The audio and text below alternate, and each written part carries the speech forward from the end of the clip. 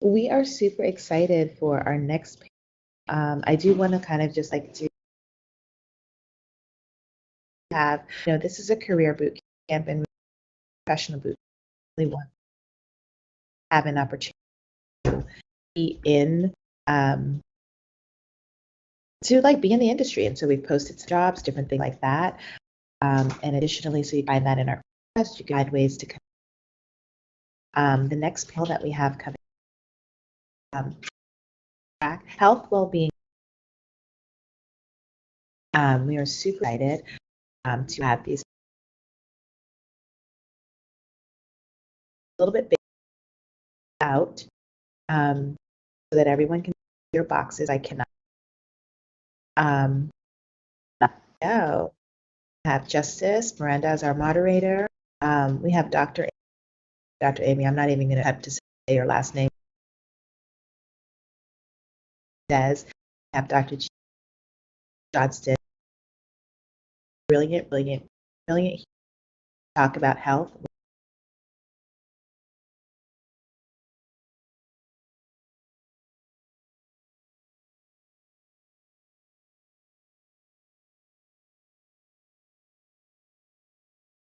Hello, everyone. Let me know in the chat if you can hear me. Make sure all of the audio is coming in clear. Perfect. Thank you for the responses. First and foremost, happy Saturday. Woo! I know that this is a different type of panel where it is a Saturday, and I think, in my opinion, this is a perfect way to have a great weekend, is for us to get quick tips, especially on this panel specifically on health and wellness, especially if you are a gamer, if you're in this industry. We know and understand that health and wellness is something that we might put in the back burner, but we shouldn't, because we are very busy people and we are business women. So how can we best align our health and wellness with our day-to-day activities? That's what we'll talk about a little today. So first, I would like to go around and allow our panelists to introduce themselves so you have a good understanding of who's speaking to you and why we chose these panelists. So let's start first with Amy. Hi, everyone. I'm Dr. Amy Czyz. Can you hear me okay? I want to make sure that the audio is there as well. If you would want to put that in the chat. But I come from the Scottsdale area. I've been an eye doctor for over 20 years. And I went into the beverage space and teamed up with some very important as I started seeing out of the pandemic. A lot of busy professionals, a lot of gamers, my own daughter's an avid gamer. Really wanted to make a positive impact. Knowledge that I've gained from I think about 80,000 patients now, and transfer that information knowledge into where I could really and help the community really come together and make the best of it from my perspective and aligning with live healthier, happier life.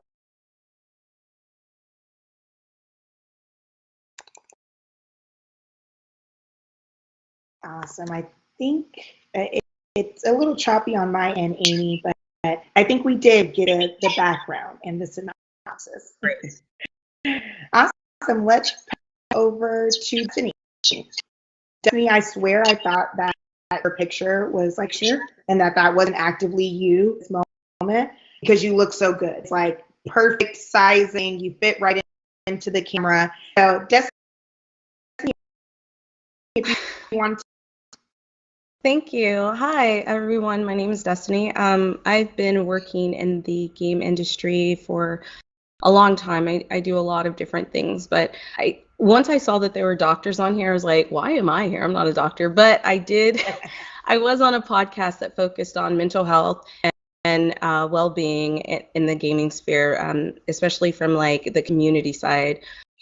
Less so than like the industry side, but it's been kind of an amazing journey. I'm really happy to be here. It's lovely to see all the people here on the panel and also all of you guys in the audience. But yeah, that's me. Great to meet you, Destinee. And Jihan, you give a quick intro. Yeah, hey guys, I am Jihan. I am a PhD student currently studying lack equity within the digital gaming space, specifically for HBCU esports and gaming. And I am also a meditation coach. So that's why I'm here, to really show the intersection of academics and mindfulness when it comes to the importance of making sure that we have peace while gaming. So, hey guys. Amen. Because all need peace. I think that that's perfect segue. For those that do not know, my name is Justice Miranda. I am Director of Relations for Profit Gaming Community Co. I help BIPOC youth into gaming and esports industries through education, curriculum, and special events. So I am not the expert at health and wellness. What I am is a genuine advocate for health and wellness for gamers. Also, when it talks about gaming, I always like to tell people I like the Bejeweled, Candy Crush, Zen Match kind of girl. So when the people start coming in about first-person shooters, and we're getting into Call of Duties, and all of those amazing games that people play, I cannot say that I have the most experience, but what I do say is that everybody is a gamer in their own right, whether that is your board games or your mobile games or your console versus PCs. So in this panel topic of us talking about health and well-being of gamers while actually building a career, that's what we'll kind of talk through. So we'll have a question that just speak on the well-being of yourself, mental stability, health and wellness within your daily activities. And then we'll have a little bit of time for some Q&A at the end. So be geared for your questions, because once it's Q&A time, we'll drop them into the chat and I'll pick a couple to answer. But in my opinion, I'm like, let's go and hop right in. We want to talk about health and wellness on an amazing Earth Day Saturday, right? So first and foremost, happy Earth Day to everybody that is here today. It is a beautiful day. I'm in Atlanta, so it's a beautiful day here. For everybody else, hope it's a beautiful day as well. I would like to open up the first question to our panelists. How do you personally define well-being? I know that is a very heavy word. So how do you define well-being?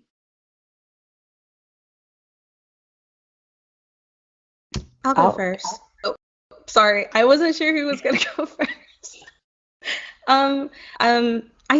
I think it's like having peace with yourself and where you're at. And I know that's really hard for a lot of people. Like we tend to compare ourselves, and it's easier said than done not to compare yourself to other people, or see where people are at and feel like you're running out of time, or, ooh, by this age, I should have been doing this, because life is wild. Like things are happening all the time. You never know where you're going to be. Like I posted on Twitter, the last time I spoke at a conference, I was in South Korea teaching a bunch of new teachers how to deal with 4- and 5-year-olds. And now I'm sitting here, I'm in the game industry again and talking to you. And the thing is, like, you have your own personal journey.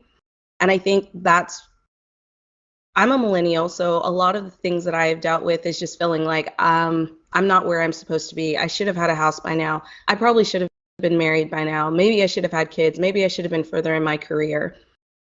And I think the most important thing is to take a step back and realize that your journey is not going to be like anyone else's journey, and just finding that peace within yourself. And like I said, I know it's harder than, it's easier said than done, but like you just have to keep reaffirming that to yourself. Like you're on the right path, you're doing what you need to do, and you will get to where you're supposed to be at the end. That's how I do it. I love that. Wherever you are, it's perfectly fine, because that's how you're going to tell your experience and your expertise. Love it. Go ahead, Jihan. Yeah, I think a lot of times we suffer from that imposter syndrome. So it's about getting us out of that formality and understanding that we are at the pace that the universe has designed for us. So back in the days, it's the signature terminology of keeping up with the Joneses. And we have to remember that we're keeping up with ourselves. We're not keeping up with others, because we are our everyday movement to keep us going forward. I also make sure that I'm not comparing myself. And I think that's just the pressure of society, of making sure, like you said, Destinee, of, am I like this? Like, for instance, all my friends are married, and I'm just like, there's no pressure for that. I'm at a pace in my life where I'm enjoying the ride. I'm enjoying where I'm at in life. And I don't necessarily need what society thinks that you need. So it's all about just showing up for yourself, being authentic within yourself, but also digging deep and digging true and understanding that we are imperfect, perfect people. And that it's okay, and that's our way that the universe has designed us. All of us have our unique skill sets, but all of us have our unique, since this is a gaming platform, all of us have our unique challenges, and our challenges are going to get us to the next level to achieve our goals or our tokens per se. And we have to just remember that it's okay. Like, there's no need to rush anything. So just balance and understanding that I don't have to put myself against the next person is really what helps me move my life around. Essentially, comparisons will stall process, right? Like, we can't even really gain any awareness or any knowledge on how we can be better if we continuously compare ourselves. I love that. Dr. Amy, how do you define well? So for me, I define well-being as I move through different stages in life and different, businesses and activities that I do. I've kind of learned that if I set to a milestone or I set to the expectation of other people, I always find that I lose a little piece of myself. And I think the older that I get, the more I realize that if I look at every day and I look at month every year from the mindset set of staying to the values that I hold dear, I tend to attract the people around me to also keep positive, supportive. Nobody's going to get it right. Everybody's going to make mistakes. Everybody's going to fall short. It doesn't matter how successful or unsuccessful people are, but I find that what keeps grounded and also able to manage a lot of different professional, doctor, woman, beverage entrepreneur. I'm a wife, I'm a mother. There's a lot of roles I play. None of those things can get stacked up against a number or a milestone or a success or a failure. They all feel like it's part of the journey if I'm who I am, and I keep surrounding myself with around me that share those values. Lose the labels, lose the goal-oriented things that say if I don't do failure, and realize like every step is part of a larger picture and a stepping stone. Even that moment that something didn't work, usually it's a learning experience that then builds you and you haven't realized yet. And I've really changed that mindset as I've gone through I'm not one thing. I'm not one person stuck in time. I'm evolving, and that's what makes every step okay.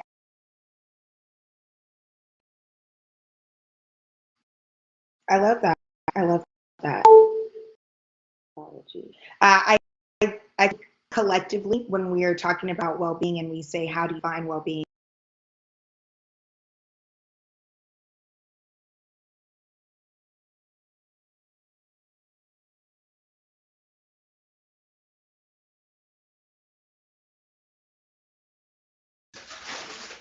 I think she may have got cut off. Justice, you there? I think we lost Destiny. Yes. Let's give it a second. Well, it Okay. on a definition of well-being, if we want to go around real quick, mention that I think that if you're aligned with those values and principles in your place in life, like well-being is physical, mental health, emotional health, and it's that, for me, well-being is being in that state of alignment where you are true to yourself and that you're pursuing those positive in your life. And that's the only thing that for me defines well-being, is you can't control everything, but that state of well-being is that you're on that path where you're being your best in best health, your best life, and all these, and that well-being isn't one number, one lab test, one that's really. I totally agree. One of the things I wanted to say is to make sure you forgive yourself for things that you feel are mistakes. Because I know a lot of times, like, we can be our own worst critic. We can be very, very harsh on ourselves. And it's easier said than done, right? Forgiving yourself for something that you feel really bad about. But like just echoing what everyone else has said, you're only human. It's not always a mistake. Sometimes it's just a new lesson to be learned, and taking that away from it and not just being hard and down on yourself is really how I also kind of like experience peace and well-being for myself, because life is already really hard. So we need to not be as hard on ourselves, especially as women in the gaming industry, right? Like we already face so many like difficulties. Like we need to like be here for ourselves and forgiving of ourselves. So I'm going to go ahead and go into the next question while they get Justice back. As business leaders who are very busy, how do you find time for health and well-being?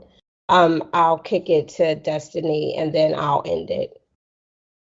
For me, you know what, honestly, I think I'm a bit of a workaholic, and I don't know if that comes from just growing up in the Black community and being told as a young child that we have to work twice as hard for numerous reasons. So it's really hard for me to take a step back. I always feel like I got to keep going. I got to keep doing the next thing. So the best thing for me is, honestly, I have a lot of friends who tell me, hey, girl, you need to take a break. And I think you need to surround yourself with people like that, people who know you and people who support you. Definitely surround yourself with good people, because you want to be around those people who want to see you succeed, because the people who want to see you succeed will always have your back. You also want to be around people who are absolutely honest with you and are not afraid to be blunt with you, because we're not always so good at what's the word I'm looking at? Regulating our own workflow, right? And just as women, there's been so much historically that's been put on us, right? And not recognized. Being a mother is a full-time job. And then we moved into an era where you're being a mother full-time and you're also working a full-time job. And you're a career woman. And like just having those people around you, that family around you who reminds you, hey, you're doing a great job. You need to take a step back and you need to just relax, have a little vacation, have me time. I think that for me, that's the best way, because I'm terrible at regulating my own time. So I surround myself with people who want to see me succeed and just want me to be the best version of myself. I love that answer, the best version of yourself and creating that tribe. Dr. Amy, when it comes to you, what are some things, how do you find time for well-being? I make it, and you kind of have to. Because if I don't pencil it in, and I hate to say that, life always gets. I mean, my mom always used to say that life was like a series of. It's just you're going to have to weather storms. There's no way you can avoid them. But I think the busyness of everyday life as a professional and a mom means that it is more difficult, more challenging to find those time moments. But and you have to create them like the priority. I mean, we make deadlines for ourselves, deadlines in business, have things that are on our schedules, but we need to start prioritizing our own health.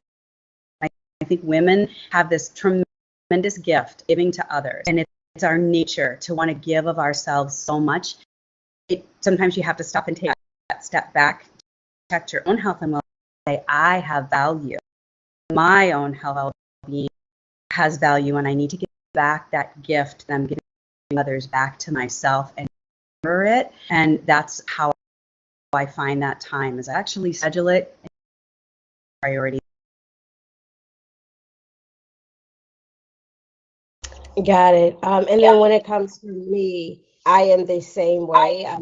I have selfish moments. And I have selfish moments because I am a mom, but I'm also a PhD student, and it's okay. And I'm a single mom, and it's okay to have those selfish moments. And I reassure that, because if I do not, I will not be successful or be able to show up with full fidelity the way that I need to as a PhD student, as a mom, and as a business entrepreneur, which I tie in together and just say I'm a mompreneur. But also my therapist told me that if I do not put myself first, my child will not be happy. And that has stuck with me for the past 4.5 years of that. In order for your children to be happy and to be able to resonate and be able to understand what life is all about, they see the person that's leading them in life down, then they're going to have this negative condensation. They're going to be down. But once you do the work on yourself and you're able to fix yourself and get to the level of realizing, number one, nothing's going to be perfect. We're going to have our ups and downs because we're human. We make mistakes. Mistakes are okay to make. But then also, how am I contributing to be a better human when it comes to both a mother, because I'm adding another life to this society, but then also I'm a leader. And one of them was I had to put myself first. And when I realized that I put myself first, everything started falling into my lap. And so that goes into the importance of understanding your timing with the universe, but understanding that when you rebirth yourself and you're able to realign your chakras and just get really, really grounded within the universe and the work that is designed, then the better things will come to you. And so that's what I do, as well as yoga and just keeping active and not finding everything about my career, finding other things that interest me, finding a social life, just going to the beach at 6 o'clock in the morning and meditate to just get grounded is just how I say, keep my well-being in.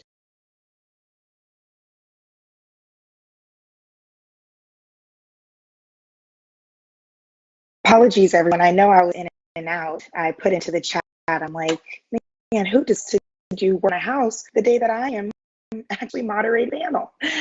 But I did get to hear a couple of people's responses, and I like that. Even when we're talking about defining well-being, first and foremost, we understand that we are not going to compare ourselves. We are our own individuals. Where we are within this space of our lives is where we're supposed to be, and that's where we're going to get to within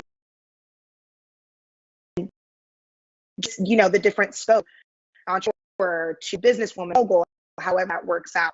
But I appreciate everybody for, giving their feedback on how you continue to make sure that your health and well-being is a priority for yourself. And something that I heard is just the fact that if I don't make it a priority for myself, then essentially that's going to affect others in my circle, whether that's my husband, my kids, maybe even my coworkers, to where if I'm not taking care of me, then how do I expect myself to take care of those that are, essentially looking up to me and leading or following where I'm leading. So I love that. Feedback is awesome. Even leading into that, what are maybe some 3 key things that you would suggest for somebody like myself who might not prioritize my health or my mental well-being? What would you tell me to do? Maybe 3 key things, whether that's daily, weekly, monthly, help you, but will also help people like myself that do it regularly. I'll kick this one off.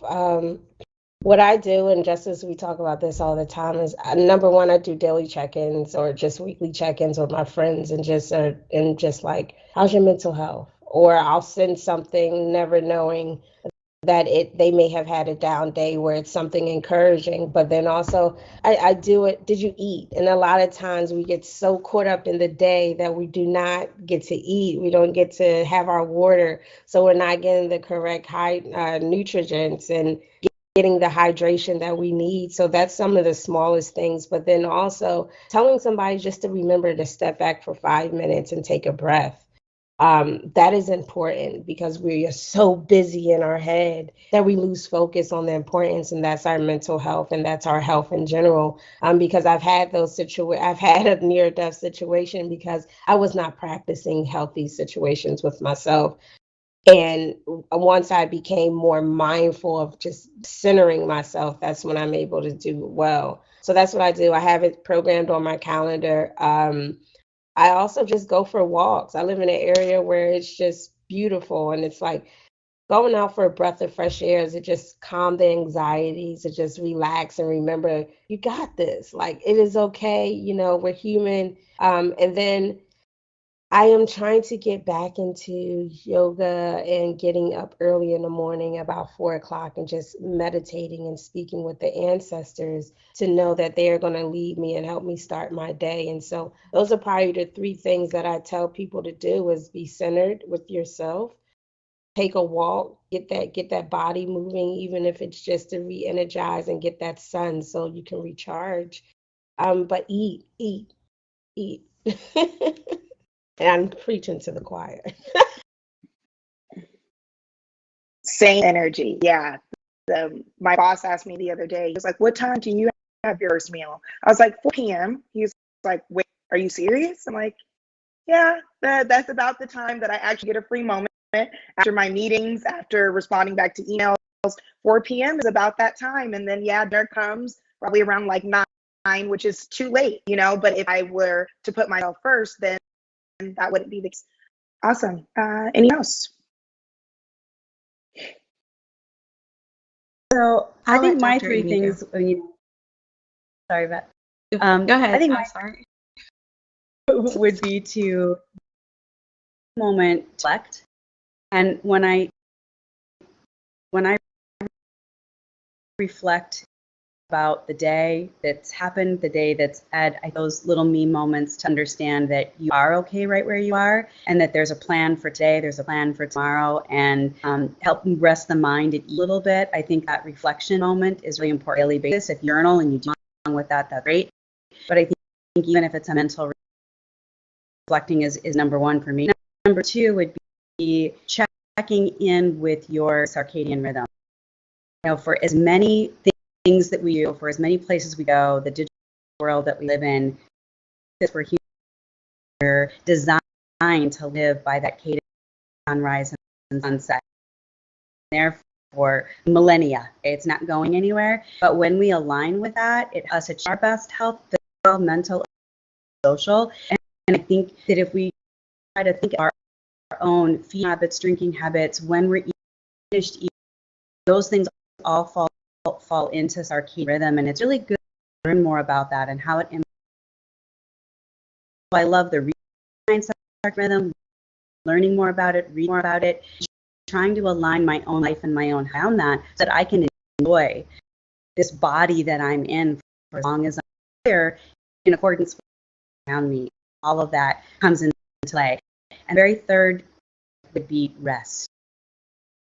All forget the value. The digital world is definitely in that for ourselves and all the people we love around us, is none of our healing happens, none of our learning happens and actually lies unless you get good. So rest isn't just about being able to go to sleep if you want to, part of your health. And so I think getting good quality rest is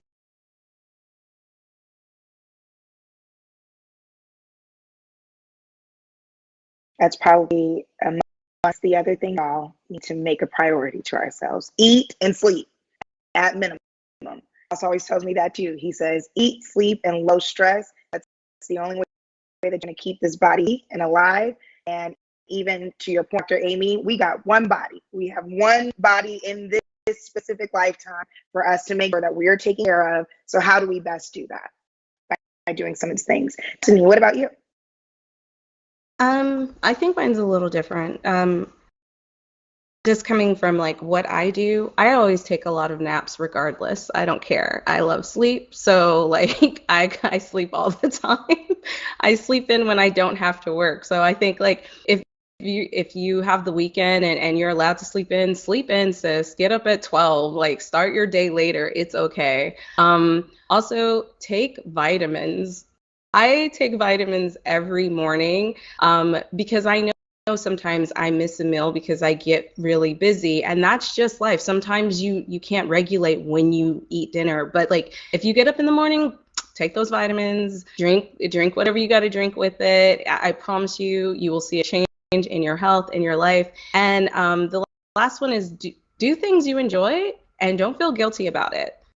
You know what I mean? If you like shopping at Five Below for a bunch of t-shirts, take time to do that. Buy a bunch of t-shirts. Like you only live once. It's fine. Spend a little money on yourself. You work too hard. Like I think what I try to get out of life is I don't like the grind till you die mentality. And I also don't like the idea of only working to pay bills. So if you have a little extra cash, like once a month, treat yourself. Like for real, treat yourself. Even if it's a small treat, even if it's just buying a tub of ice cream and not sharing that with anybody else in your family, that's your tub of ice cream. Like do that for yourself. do the things you enjoy. So yeah, that's my advice. No, I love that. I heard a quote of somebody saying that what women decide to do with their hobbies is just extra work. Like we'll get another degree, or we'll start a new business, or we'll start a streaming setup. Like, no, do something that is not you working.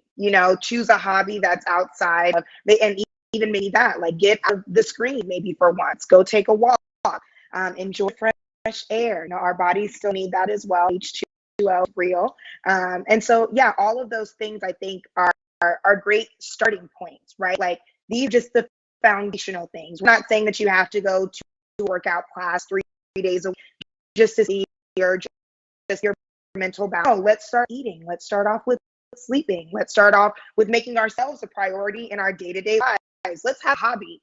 It's like, oh my gosh, I can do that? Yes. And if no one else tells you, these women here, us, are telling you right now, it is okay for you to have a hobby. It's okay for you to sleep. It's okay for you to eat. All of those things are okay for you to make yourself a priority. So I love that back. And I think it would be great for us to also know what tools are there for people like ourselves that might not put ourselves first, that we might actually probably put ourselves on the back burner or last on the list to take care of. What tools are out there? For myself, something that I'm starting to utilize is an app called Fit Gamer.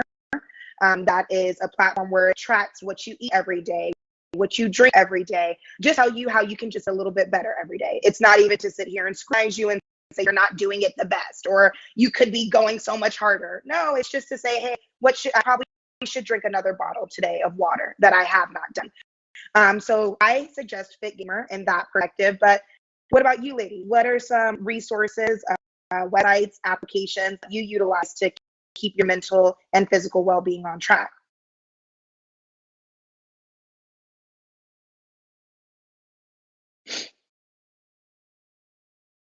Well, I'm actually a huge fan of Fit Gamer as well. I think it's an incredible application, and it's something that I really push for my daughter. I think that the 5 pillars of health there are super important.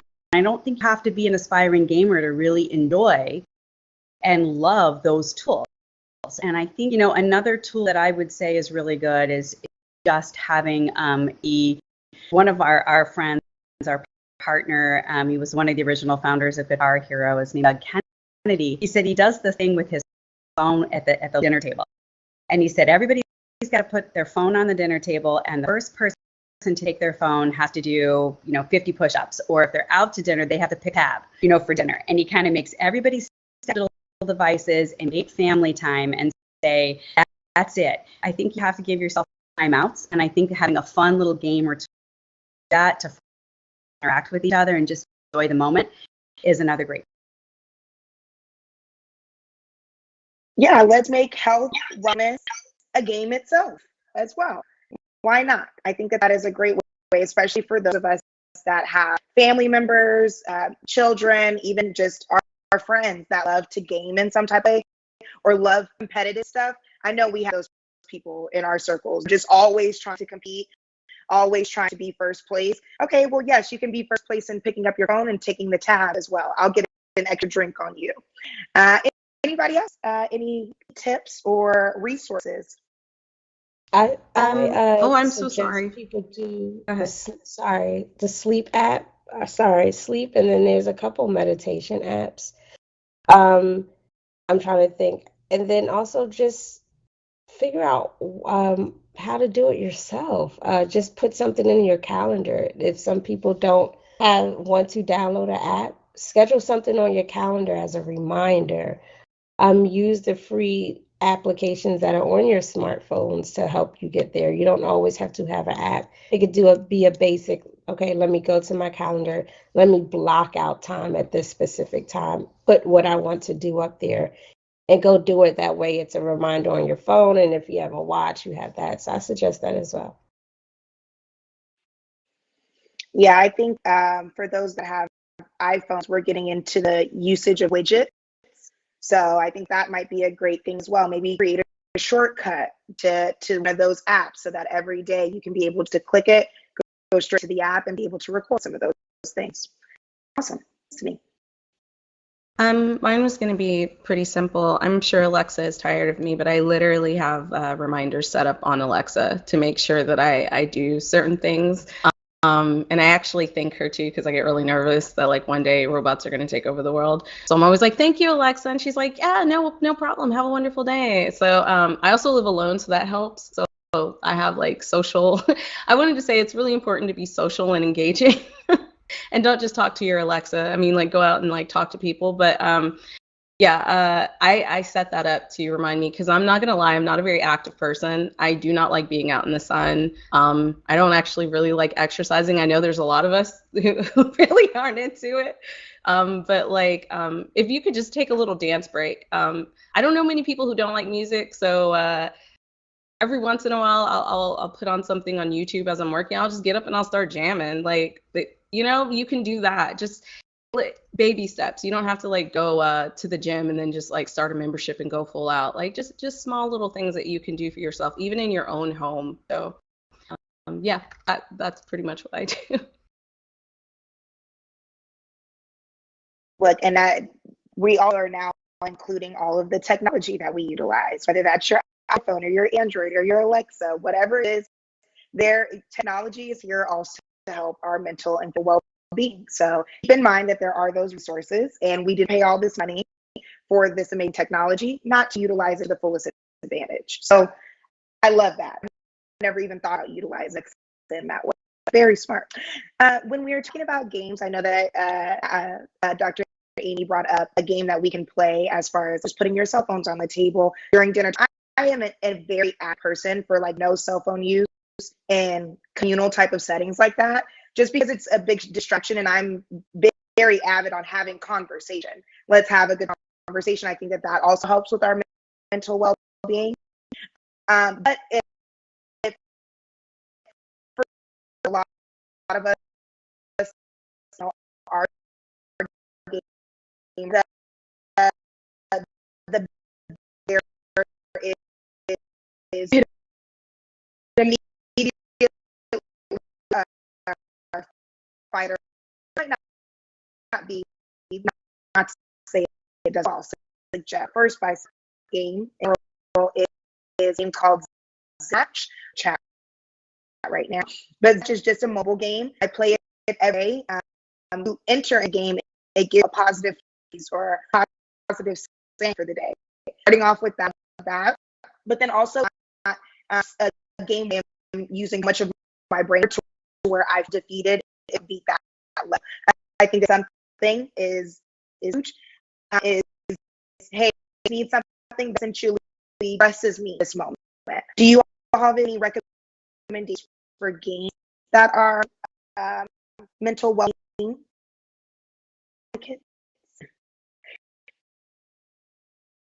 Okay, so I think the question that you were asking is, do we have any games that we suggest that can help with mental well-being? Correct? I just want to be sure, because like there was a lot of cutting out. Yes. Oh, okay. All right. No, it's okay. I don't have like a particular like game that I can suggest. I play so many that like now I feel put on this. I should have wrote this down, but I didn't. But I find a lot of cozy games. Like if you guys have ever watched Wholesome Direct, there are so many games that are just very chill.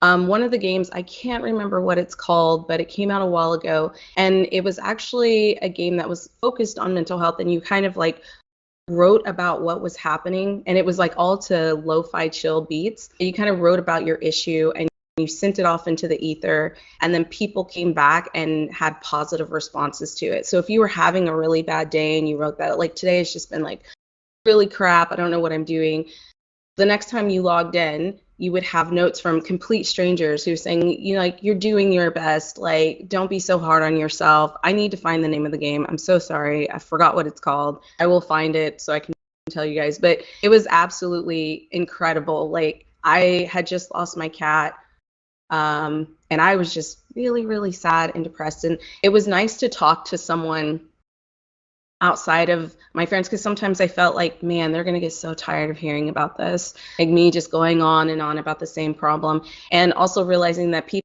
people have a limit to their emotional bandwidth. Like they can't always take all of that, right? So having a place where I could just write about what I was going through and just having someone come back and say something nice, not necessarily someone I knew, was like a positive feeling. Like it helped my well-being. Like how many times have you been out at a store and somebody has walked by and you're like, oh my God, girl, you look so good, or I like your hair, or I like your outfit, and like just that little, you don't even have to know that person, but just that little boost is like, oh my God, that like brightens the rest of my day. Like I think about it the rest of my day, and it's as simple as that. I will find the name of the game, but like, yeah, definitely check out a lot of cozy games. Kind words. Thank you so much, Ashley. Yes, kind words. Super, super great. But yeah, and just I feel like a lot of cozy games and like all the things with Wholesome Direct, definitely go check out their page on Steam. They have so many games that are just like nice and you have to take into account the color, this color scheme that they're doing. Is it like a nice soft palette of colors? Like everything that like cozy is feels cozy and makes you feel kind of good inside, I feel. So yeah, if you want a game that helps your well-being, definitely go check them out and check out Kind Words. Yeah. If you aren't looking at the chat, people are popping some amazing. We were maybe two games, but everybody has a respective that helps them stress. Awesome. Dr. Amy.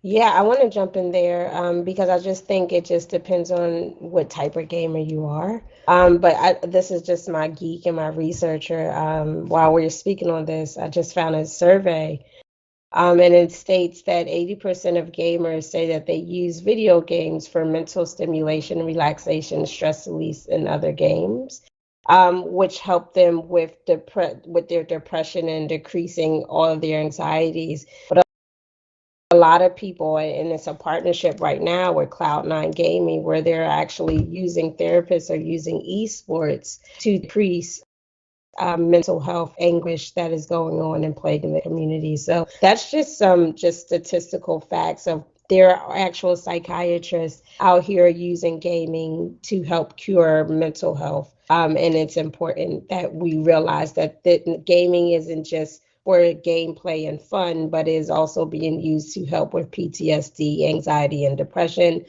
And then also I sit on a board with some Army esports, some military esports leagues, and they're actually also using esports to help those military patients with PTSD. So just understand, just from a researcher perspective, that there are a lot of people in the field that are that's conducting this academic research so that their support to show that the validation behind gaming.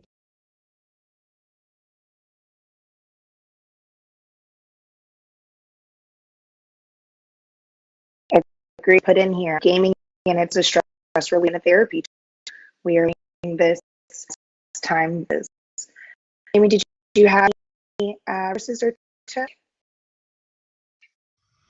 So I was just going to add on to that, as far as even your first-person shooter games, they're finding at the National Institute of Health actually help with critical discipline and confidence, even with among kids. So what you would think would be like concerning as a parent or as a society with which types of, they're actually studying that it's the opposite. That the first-person shooter games are the ones that are actually rehabilitation help for stroke patients, because your body needs to move through the world quickly. Brain, your vision, your visual motor skills are all dependent on quick action of gaming. So I think it comes down to finding joy. And whether you're an esports player, if you're an aspiring, athlete, if you are just hanging out with your friends, and even however you want to engage, what brings you joy and what stimulates you, not just to feel good about yourself, but also connect with other people. There aren't very many bright things that come out of the pandemic. One thing that did was understanding the importance of our human connection. And if we leverage digital space in order to improve our social connections with other people, gaming can really build upon a health platform And I think that's really the difference that has happened even in medicine over the past 5 years. I'm seeing more and more research really trying to get word out to both doctors and parents. Gaming is not taboo. Gaming is super important. And the kids who actually spend more time in gaming have improved, that they actually are excelling in school and in their academics because of the skills the brain and the eyes are learning. I think that's a critical to our improving our own health and well-being. It's kind of like, you can play games on your phone, you can play games with your family, connect through digital space, but it's all supportive if you do it in moderation. Can I piggyback off of that? Because one of my professors is actually one of the ones that has studied first-person shooter games and how it's actually helping students build community communication style, but also helping, and it's not gearing towards the violent behavior, it's actually going against it. And so if anybody ever wants to look at the academic research, her name is Dr. Constance, and she's at UCI, and she actually examined how gaming is helping students within the classroom and helping with the mobility and getting away from behavior management issues versus how we have this stigma, like Dr. Amy said, where we're looking at gaming as a violent perception or it's the reason why they're doing just bad behaviors out here in society, when in all actuality it's actually curing it. And I'm actually working on a program right now where we are actually using gaming to cure the negative behaviors that are going on within these communities. And so the research will be out. So for those that have this, for anybody that's listening or knows somebody that has these negative condensations on gaming and how it's tied to negative behavior, yes, Dr. Constance Steinkühler. If you're looking at that, there's real factual data out there being collected. We're actually doing it right now with NASIF, where we are looking at the behaviors of children and how gaming can change those behavior mechanisms. So gaming is not negative, people. This is coming from actual researchers that are doing the work in the field, and it actually helps with mental health abilities and social and emotional learning and regulation when it comes to this. I just wanted to say something really quick to piggyback off of both of you. There are actually groups that have formed organizations. So you have like Geek Therapeutics, you have Safe in Our World. They're also doing that kind of research, and a lot of them are actually practicing therapists and psychiatrists who use gaming to help people with their mental struggles. So, and you can find them on Twitter. You can look them up. Geek Therapeutics, Guardians Mental Health, Safe in Our World, the takethis.org. They're doing incredible work when it comes to gaming and mental health and using gaming as a way to help people with their mental health struggles.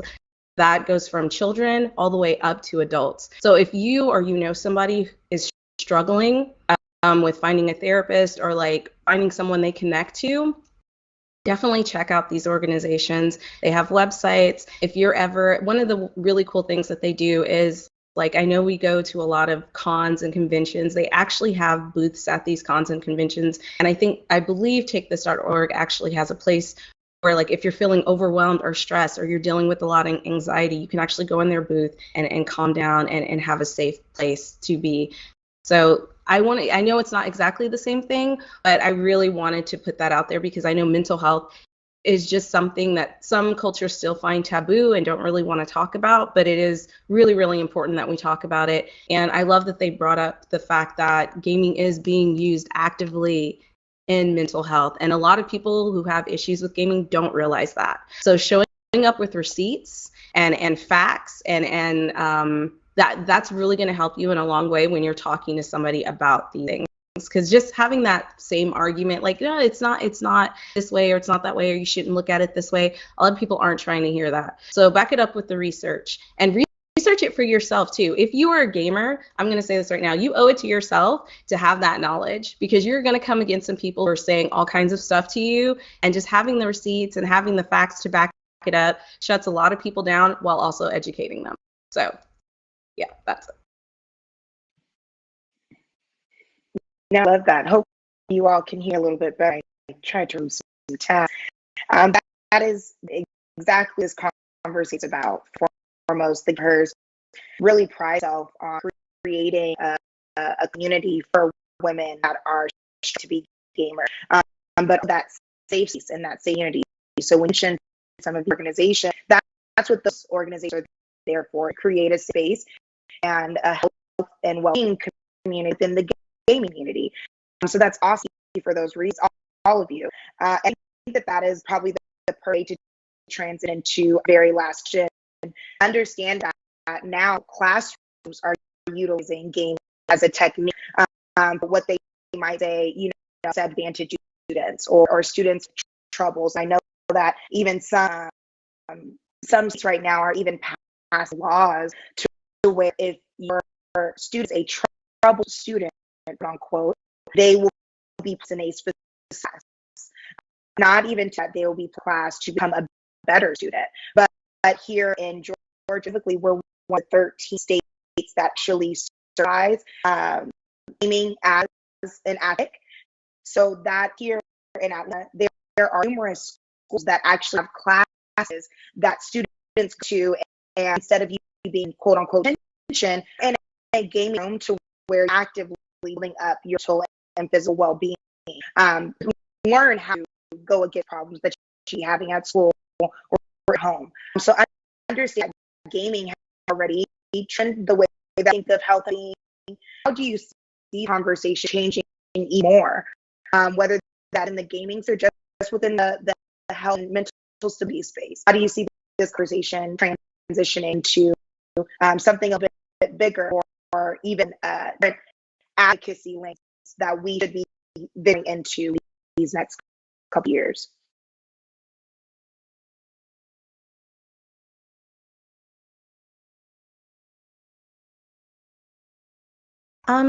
I would say that the gaming landscape is changing a lot. A lot of things are changing. We're progressing. We have people who, I kind of grew up with games. I know a lot of us probably grew up with some sort of kind of games that we were playing. And as we are being more technological as a community, as a society, it just makes sense that these are going to be things that we're focusing on moving forward. The health and well-being. Gaming's not going to disappear. So we need to talk about how gaming can help us in ways that we might not have thought it could help us. And we're already having those conversations. So I just see more people joining in. I see more people being interested.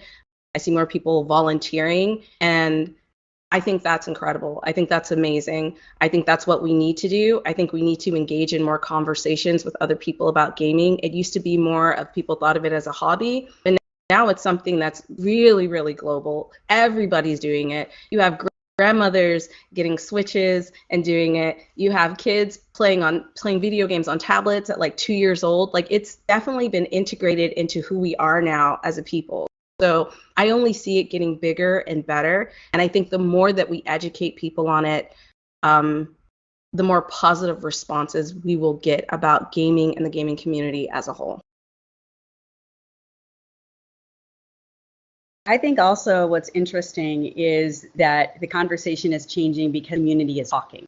And the gaming community, when we reached out and we were doing beverage formulation surveys from gamers and streamers and creators, it was amazing how the feedback that we got when we were asking those questions and listening, the feedback that we were getting was, I care about mental health. And people have this misperception that every gamer is a 14-year-old boy eating, chips and soda and horrible snacks in mom's basement. And that's not the reality of who we are in the gaming community.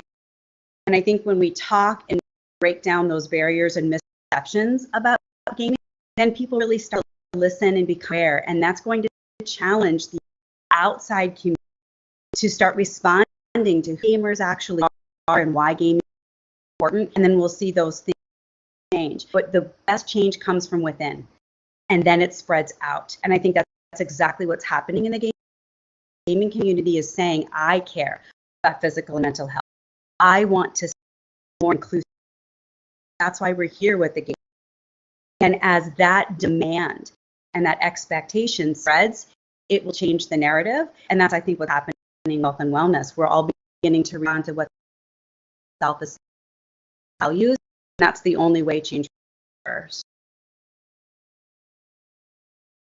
Yeah, I'm just going to piggyback off what everybody's saying, but just as somebody that is doing work in the Scholastic gaming, esports industry, but also somebody that's working on doing community events, I think it's about still starting at the beginning of bringing that educational awareness to these communities, particularly, and I speak from the Black and Brown communities because we're still going through that stigma. We're still experiencing gaming as a waste of time. All we're doing is giving our money. And so I think, just as somebody mentioned before, how gaming is being used in the classroom in the city of does justice, we're using it as restorative justice practices within scholastic education.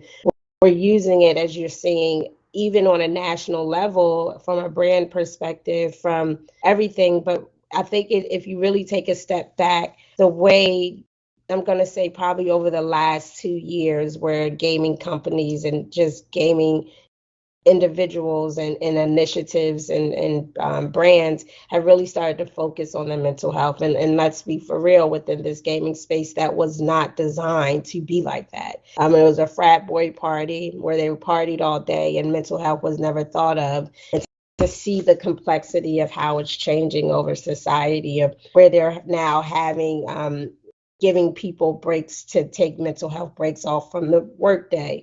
Students are now getting mental health work days. So I think that if we look at it as a piece of resources that's helping us heal these different communities, then maybe we'll have a better outcome. And I think as time goes by, just like we're trying to get those old educators out of the classroom, we're going to get those old naysayers out of the gaming and esports space to be able to speak to, have the younger generation come through and speak. And I think the younger voices are the advocates for us now, because they are very boisterous. They're very vocal. I mean, I'm almost a 40-year-old woman, so I say young, I mean those that are younger than me, but there is an importance and an alignment of making sure that health is first. And I think just with this new generation that's coming through of leaders, that they are making sure that health is first, because before they do anything, they will shut down and say, my health comes. I think we're leading in a great direction.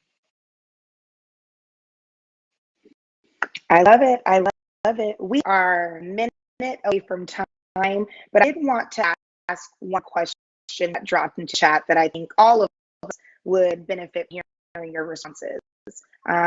So I'm going to drop the chat quickly so you can read it, just in case I might be coming in a little clear.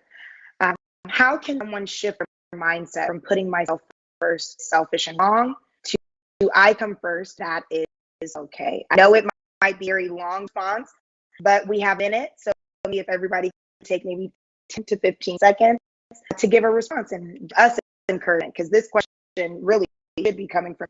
So thank you. I'll jump in. I'll say it's a journey. It's not going to happen overnight. Like, there will be times that you feel guilty about putting yourself first, but you just have to keep going for it. You have to keep trying, and you have to keep reminding yourself that you are worth it. You're worth taking that time for yourself. And if nobody else is going to see it the way that you're going to see it, so you have to see it for yourself. But like I said, it's easier said than done, but just keep at it and don't feel bad if you fall back. You know, just get back up and try again.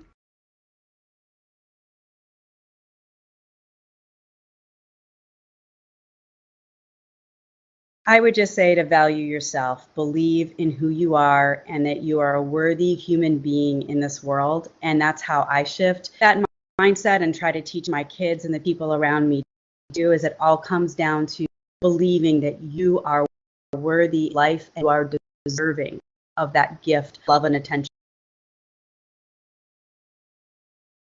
I'm going to piggyback off of what everybody else said. You just have to have that effort mentality. At the end of the day, we hold ourselves back, and we know that. We hold ourselves back. And we have to remember we are our own worst critics. So have grace. Have grace for yourself. Understand grace is what's leading you. Have forgiveness. Understand that we are always going to not get everything right. Like, we're not designed to do that. but just understand that it's okay. It's okay. And I think that we've been groomed as a culture of women to just put things when it comes to ourselves underneath the rug. But it's time to lift that rug up, ladies and those that identify, and shake it out. And remember that in order for you to have a healthy thought process for life, you have to have a healthy thought process for yourself. Amazing, amazing, amazing. Thank you, ladies, so much. Thank you, Dr. Amy. Thank you, Destinee and Dr. Jihan. You have given us key insights and wisdom that we all need. Everybody has to be mentally, physically healthy. And we really appreciate the tips that you all have given us to be able to do that. So for everybody that has listened in, you can find all of us on LinkedIn or via our socials. So thanks for joining on to the Helping of Gamers While Building a Career panel. And we look forward to seeing you another time. The next panel should be coming up soon. So have an amazing day and happy Earth Day.